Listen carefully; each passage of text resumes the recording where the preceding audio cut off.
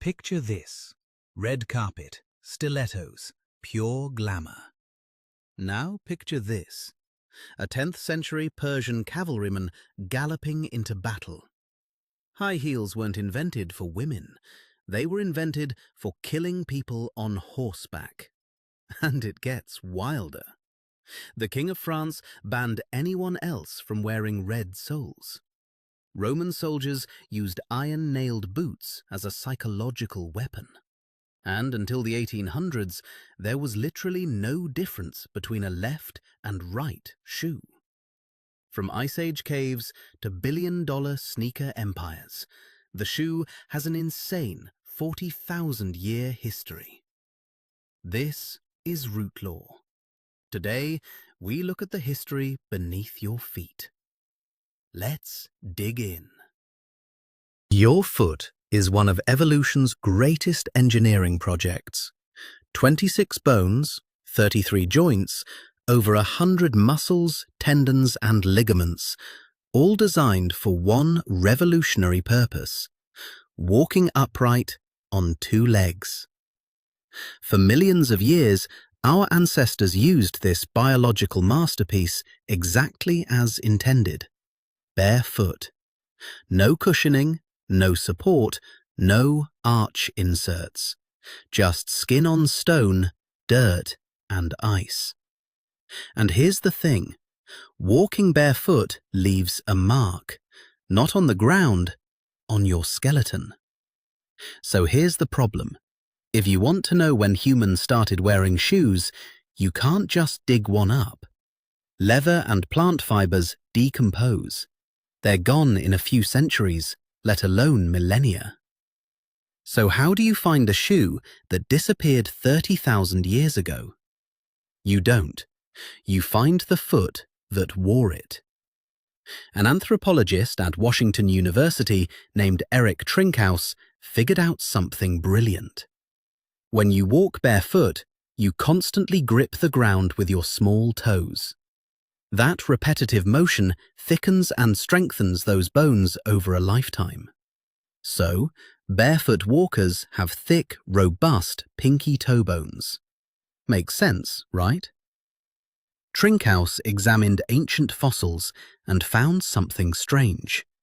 A 40,000-year-old skeleton from Tianyuan Cave in China and a 27,000-year-old one from Sungheir in Russia both had strong, thick leg bones.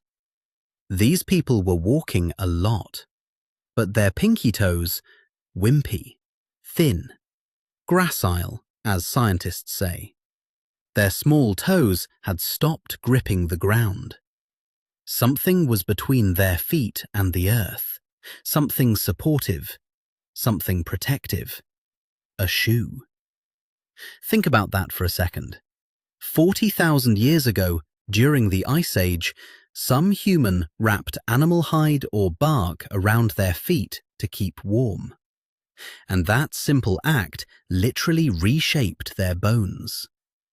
Tens of thousands of years later, a scientist read those bones like a receipt and proved the shoes existed. Wimpy toes. The smallest, most elegant proof in all of archaeology. But what about actual physical shoes you can hold in your hand? The oldest ones we've found come from right here, Oregon. The Fort Rock sandals, discovered in a cave in the high desert, are woven from sagebrush bark and date back 9 to 10,000 years. And they're not crude. The weave patterns are intricate and deliberate. These weren't desperate wrappings, they were craftsmanship. Humans had been refining shoemaking for so long that by 10,000 years ago, they were already good at it. Then there's the Areni 1 shoe, found in 2008 in a cave in Armenia, perfectly preserved by dry conditions and a thick layer of sheep dung. I know, glamorous. This is the world's oldest known leather shoe, 5,500 years old. A single piece of cowhide, cut and laced with leather strips, stuffed with grass for insulation. And here's the kicker. It looks almost identical to traditional Balkan moccasins still worn today. 5.5 millennia and the basic design barely changed. If it ain't broke, don't fix it, right? And then there's Ötzi. In 1991, hikers in the Alps stumbled on a mummified body frozen in a glacier on the Austrian-Italian border. 5,300 years old. And his boots were, honestly, incredible. Bear hide soles, deerskin uppers stuffed with hay for insulation, laced together with a net made from tree bark fiber. Multiple layers, multiple materials, clear engineering intent. This wasn't primitive, this was sophisticated. 5,000 years ago, someone designed a boot that would make a modern outdoors brand jealous. Humans invented shoes to survive, to protect against cold, sharp rocks and thorns. But survival gear has a funny way of becoming something more. Because very soon, ancient civilizations would turn the shoe into something it was never meant to be. A status symbol, a class marker, and a weapon of war. Ancient Egypt, the land of towering pyramids along the Nile, golden masks, and god-kings. And it was here that the shoe first ceased to be a mere protector and transformed into a social symbol. While ordinary Egyptians walked barefoot, nobles and priests wore sandals, meticulously crafted from papyrus and palm leaves. The decorations on these sandals revealed the wearer's social standing, wealth, and even religious status. The shoe was no longer just clothing, it was a document of identity. But now I will tell you a surprising anecdote from ancient Egypt, one you won't find in most history books. Who do you think wore one of the first high-soled shoe designs in history? A pharaoh? A high priest? No. Egyptian butchers. Yes, butchers. Egyptian butchers wore special shoes with elevated soles to avoid stepping in the pools of blood from the animals they slaughtered, to keep their feet clean, and to avoid losing their balance on that slippery surface. We could call them butcher heels. Think about it. The ancestor of the high heel, one of the most iconic symbols of the fashion world today, was born on a butcher's block, just to avoid slipping in a pool of blood. Let's move on to ancient Greece. This civilization, the cradle of democracy, philosophy, and theatre, added a completely different dimension to the shoe. In Greek theatre, male actors wore thick-soled platform shoes made of cork to emphasize the importance of the characters they played on stage. These were called kothorni, and the rule was simple. The more important the character, the more sublime and godlike the figure, the higher the actor's soul would be. So, an actor playing Zeus would take the stage in the highest kothorni, a towering, majestic god looking down at the audience. An actor playing a slave, on the other hand, would walk flat-footed, practically stuck to the ground. The audience would know who the character was before the actor even opened his mouth, just by looking at the height of his shoes. The shoe was, quite literally, a storytelling device. And now we come to one of the greatest military powers in history, Rome. The legionnaires of the Roman Empire marched for thousands of kilometers on those legendary roads that stretched across the empire. And what made this march possible wasn't an ordinary sandal.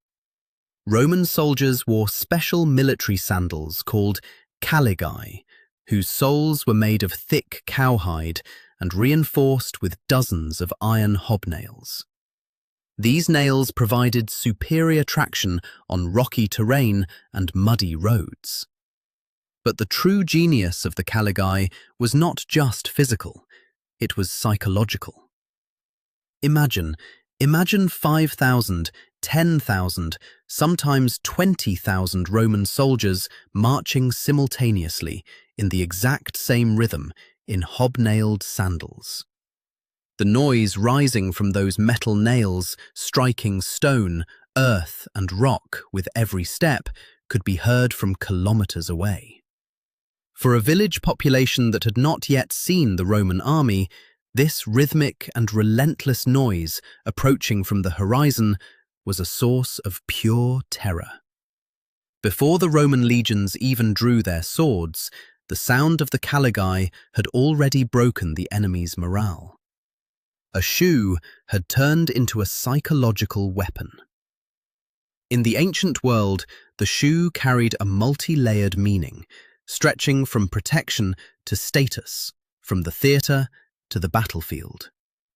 But you haven't seen anything yet, because medieval Europe would turn the shoe into such a craze that people would become unable to walk for the sake of fashion.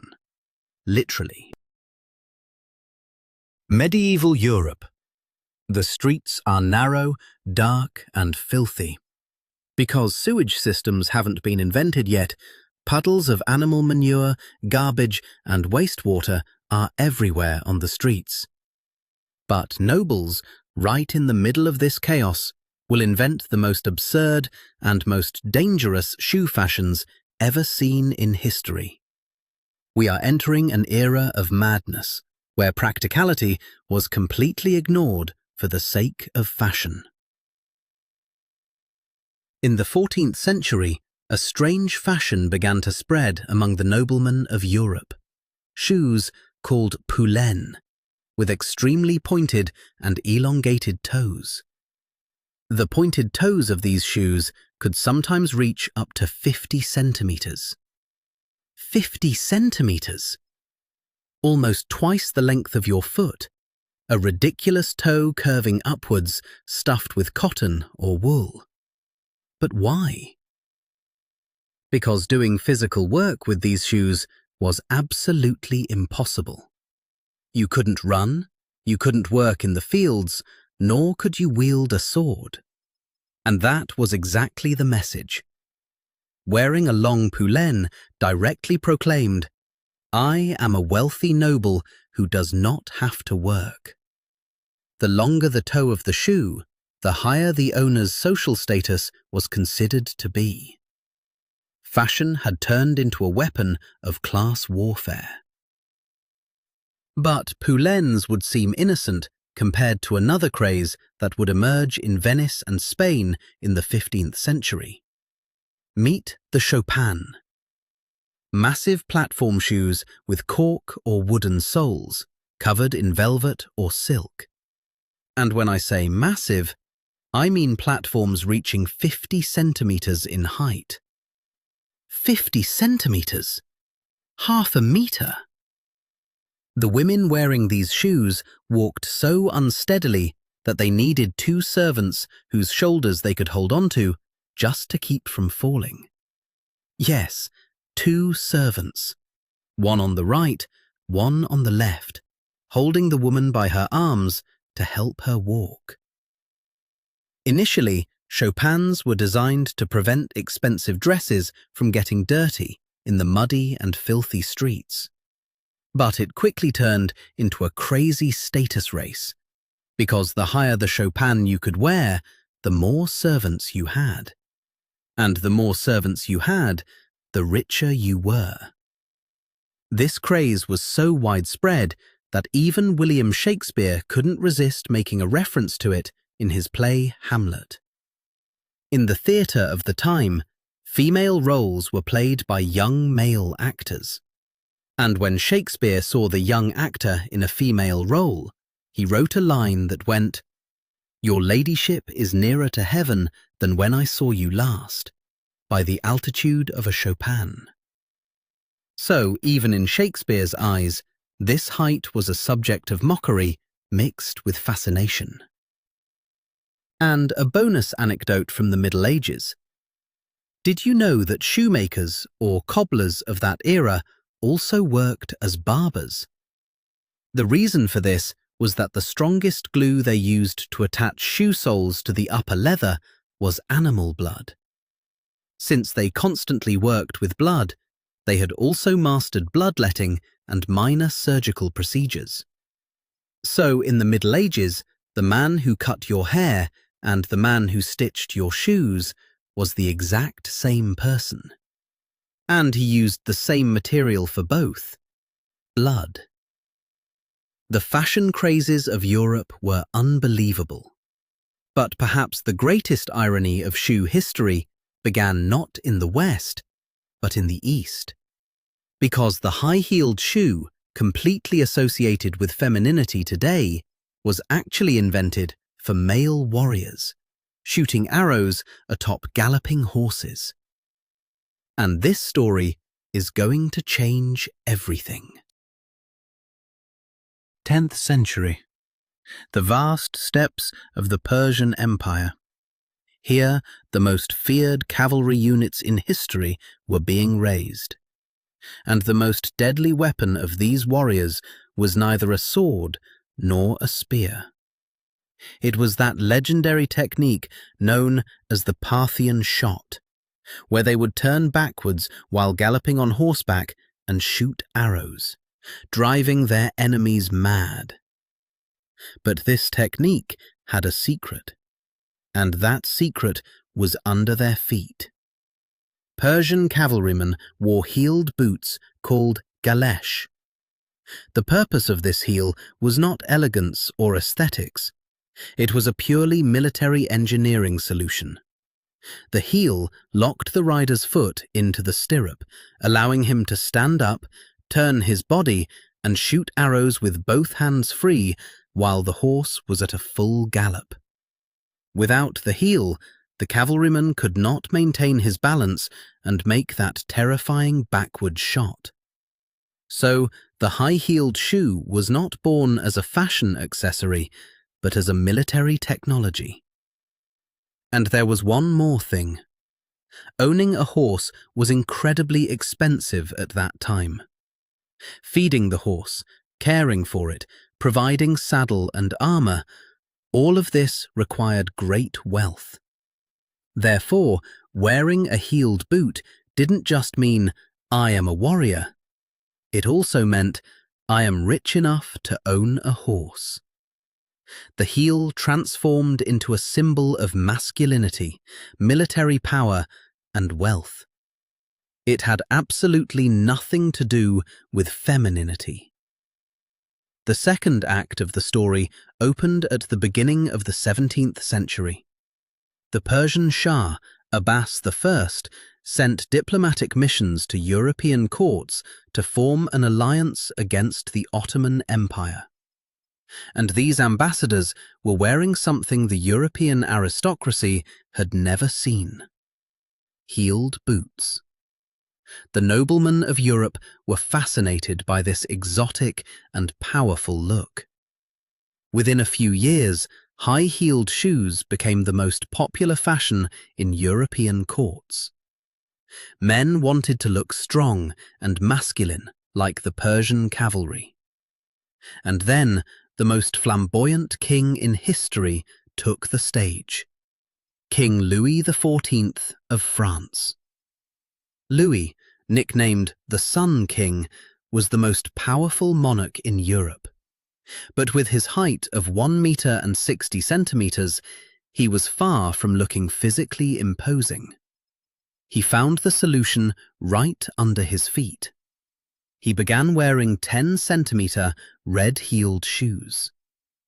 In the mirrored halls of the Palace of Versailles, as the sound of his red heels echoed, Louis could now look down on everyone. But Louis didn't stop there. By issuing a decree in 1670, he allowed only the nobles in his own court to wear the red heel. The red heel was no longer a fashion choice, but a legal privilege. The person wearing it proclaimed, I am rich enough not to dirty my shoes and powerful enough to crush my enemies. When you see Christian Louboutin's iconic red-soled shoes today, you are actually looking at the continuation of a 350-year-old tradition. So how did the high-heeled shoe pass to women? In Europe in the 1630s, women began to draw inspiration from men's fashion in order to appear stronger and more independent. They cut their hair short, started smoking pipes, and, yes, started wearing high-heeled shoes. For women, the heel was a symbol of emancipation. It was the message, I can wear what a man wears. But in the 18th century, with the winds of the Age of Enlightenment, a massive rupture occurred. Men outright rejected ornate and flashy clothing, finding it irrational and illogical. Historians call this the Great Male Renunciation. Men switched to flat-soled, dark-coloured, practical boots. And the high-heeled shoe remained completely the monopoly of women's fashion.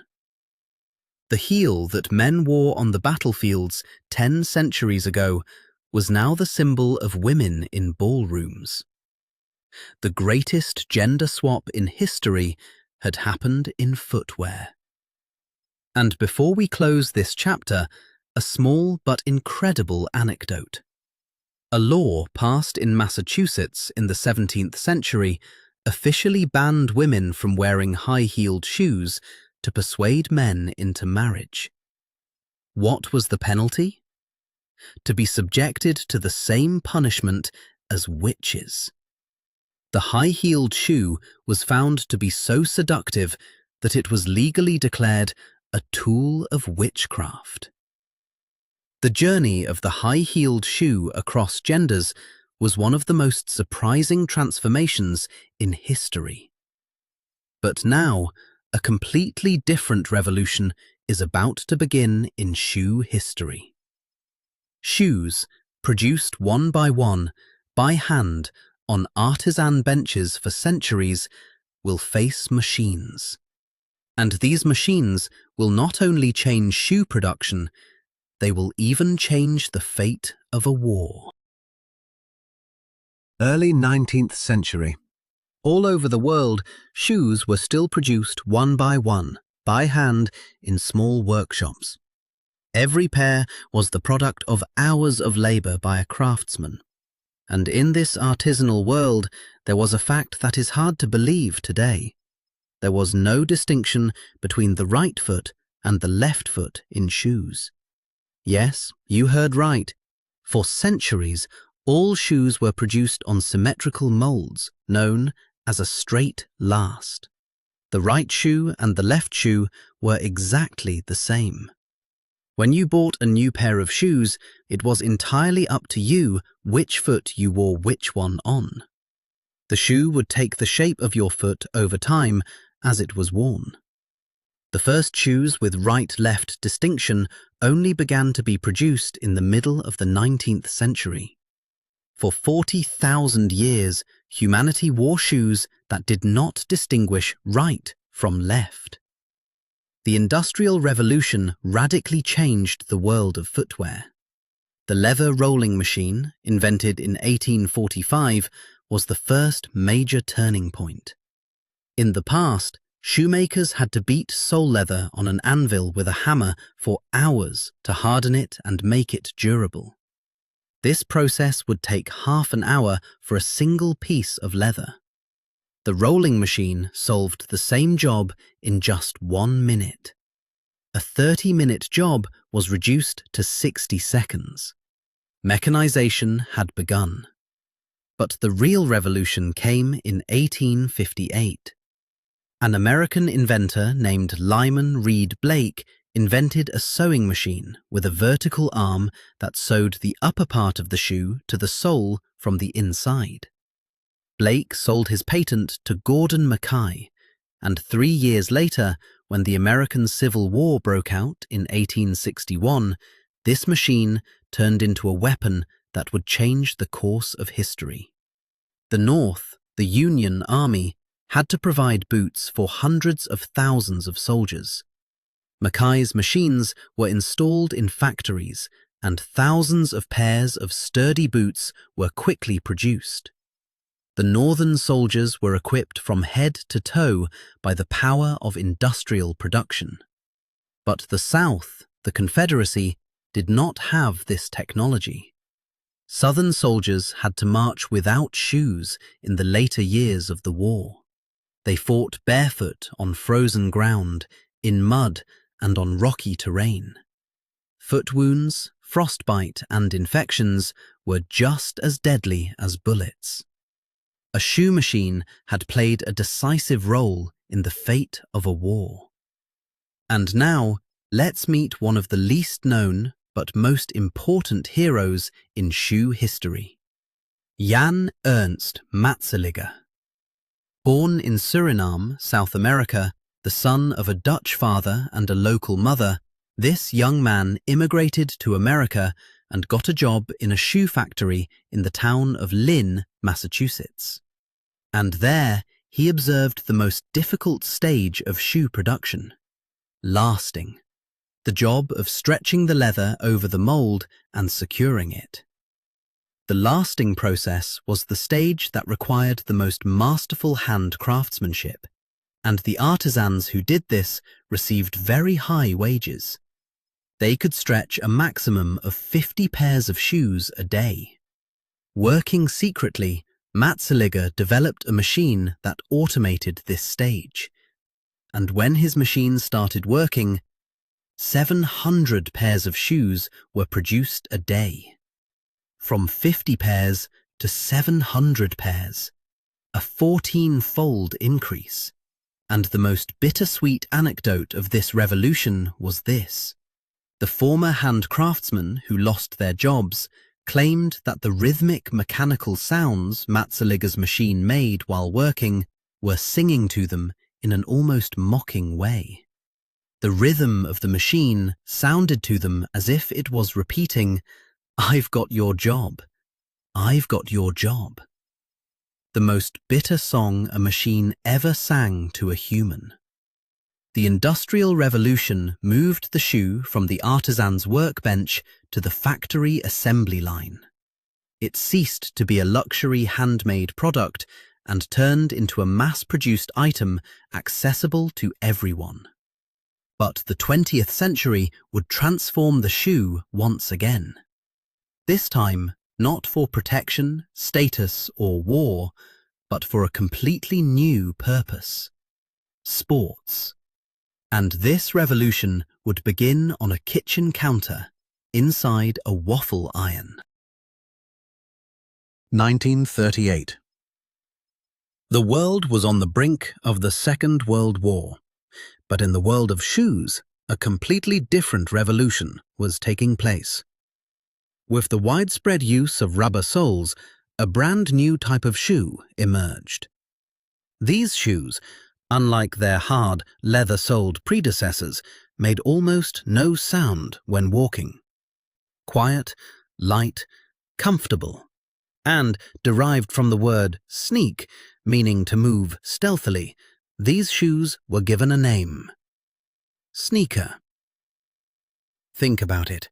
The word sneaker, which forms the basis of a billion-dollar industry today, literally means stealthy. Because if you approached someone from behind and touched their shoulder wearing these shoes, they wouldn't hear you. While Rome's caligae terrified the enemy with sound, the sneaker did exactly the opposite. It made it possible to move silently. 1974. Oregon, United States. Bill Bowerman was a famous track and field coach. He had been struggling with a single problem for years. The soles of his athletes' shoes did not provide enough traction on grass and dirt tracks. He had tried dozens of designs and was satisfied with none.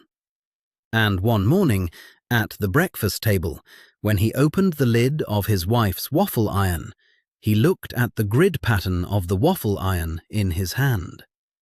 Small, regular, deep squares.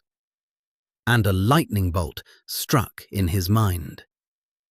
Bowerman poured rubber into the mold of the waffle iron. The mold closed, and a few minutes later, what came out of the waffle iron was not bread, but the most legendary sole in sports shoe history.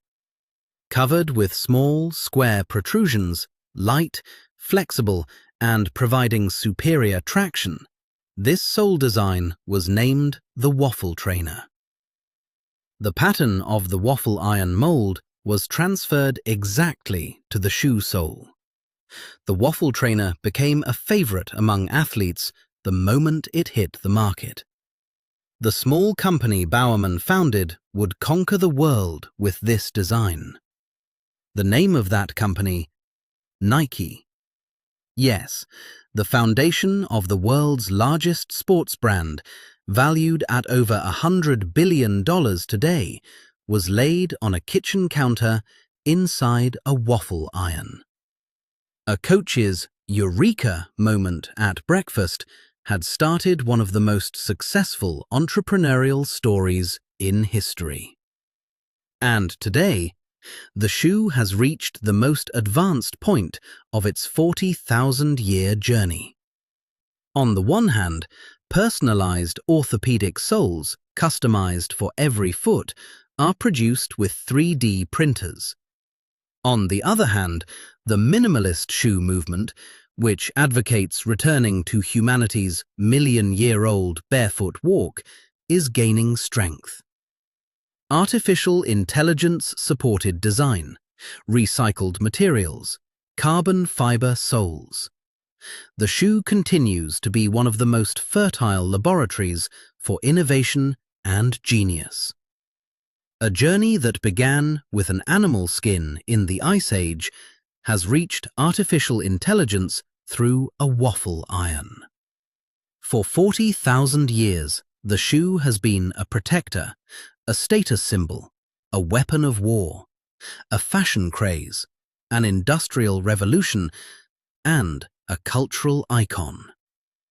And this journey is not over yet.